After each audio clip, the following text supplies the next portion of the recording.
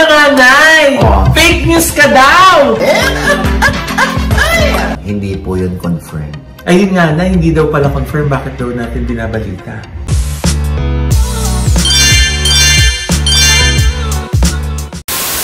Magandang araw mga kachika! Rigel po ulit ang inyong Chika Patrol! Bago tayo magsimula mga kachika, inaanyayahan ko muna kayong mag-subscribe dito sa ating munting channel para palagi kayong updated sa mga latest at nagte-trending na mga showbiz balita. Alam nyo ba mga kachika na opisyal na humingi ng paumanhin si OG Diaz kay Daniel Padilla at Catherine Bernardo? Pati na rin sa kanilang mga fans. Yan ay dahil sa isang chismis na sumabog na sa kanya mismo mga kachika nang galing na naghiwalay na daw ang Katniel. Eto na nga, Nay!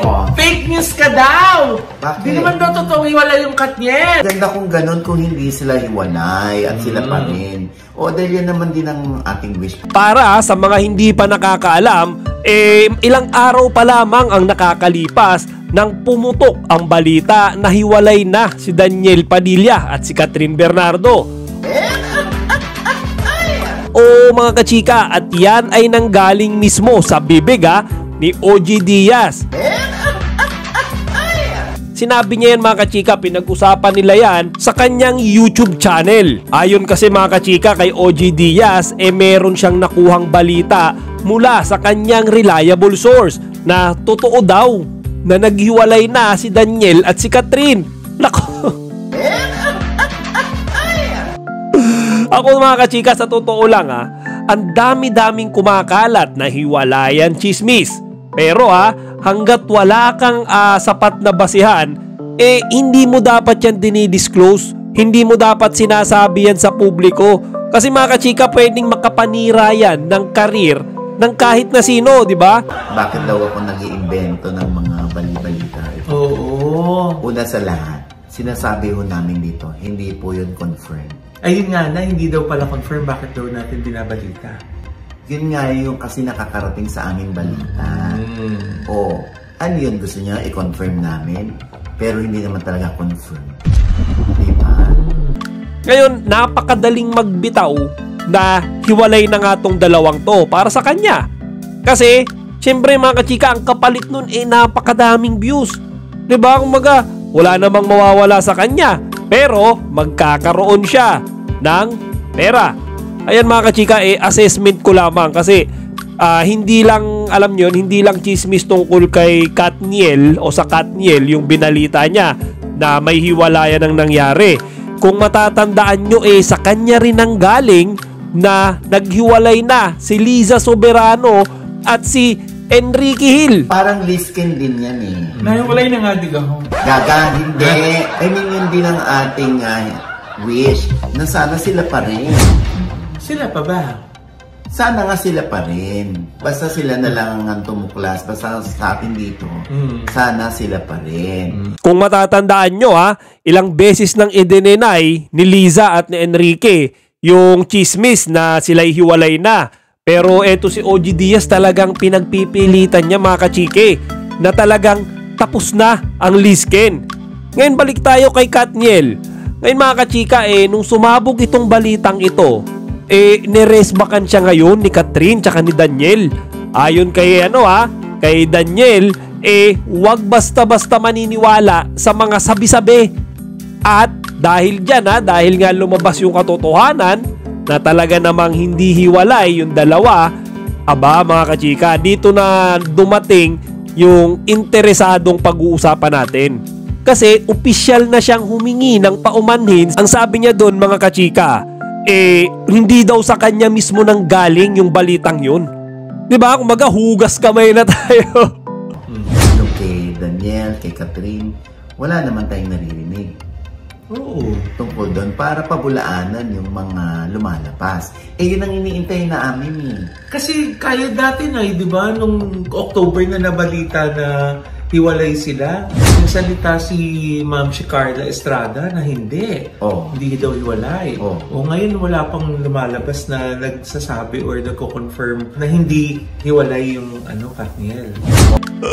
Ayon kay OG, iyon dang balitang yun nanggaling lamang sa kanyang source. Pero ang akin para sa akin, bakit mo dinisclose yan sa publiko? Bakit mo ikinalat yan chismis na yan? Sa dami-dami ng subscribers mo sa YouTube, syempre ang daming maniniwala sa iyo dyan So ngayon hugas kamay si OG. Sinabi niya na hindi daw sa kanya nang galing yon, at siya daw talagang against pa nga daw kung maghihiwalay si Daniel at si Catherine. Kumbaga mga kachika, parang sinasabi niya na kontra pa daw siya kung maghihiwalay itong dalawang to. Diba? Kumbaga, after mo i-chismis, after mo ipagkalat na hiwalay na silang dalawa, ngayon bigla kang kakambyo. Diba? Kumbaga parang kang si magaling naman. Kumbaga sasabihin mo na, talagang in favor ako sa Katniel.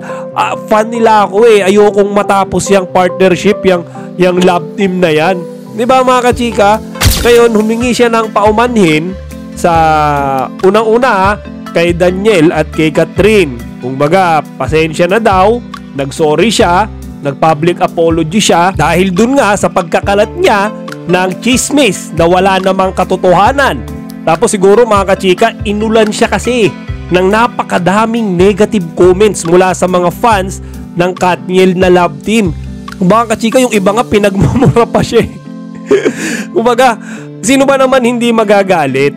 Kaganda-ganda ng relationship ng dalawa on-screen at off-screen. Si Catherine kasi medyo nagiging mas open sa kanyang sarili. Kumbaga, bakit niya kailangang itago kung ano yung meron siya, kung sino siya, para lang tanggapin siya ng publiko. Kaya ngayon medyo mas daring siya. Kumbaga, sabi niya nga, good girl turned bad girl, di ba? Kumbaga, gusto niya naman ipakita yung totoong siya.